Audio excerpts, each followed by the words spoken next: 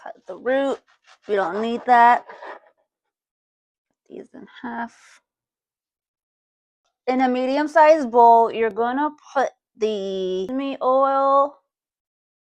Where is the sesame oil? Put sesame oil and soy sauce. Pour that in there. Ugh, that's gonna stink. Make sure you get all of that, honey. And then you're gonna want to whisk this together. Oh shit! I forgot the gochujang sauce. Sauce goes in. But I wanted this today. We whisk. Now we are gonna add the ginger and the garlic. We're also gonna add red pepper flakes. I'm just gonna add some to my hand.